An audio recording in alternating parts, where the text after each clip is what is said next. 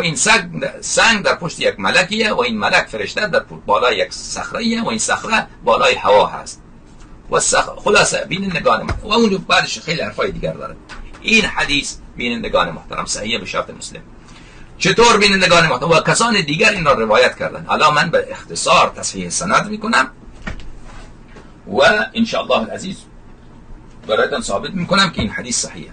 خب بینندگان محترم، این کتاب مستدرک بر صحیحین، مستدرک علی الصحیحین، جزء ثانی، طبع دارالفکر که در سال 14 در دارالفکر بیروت این کتاب چاپ شده. بینندگان عزیز ملاحظه بفرمایید صفحه 388،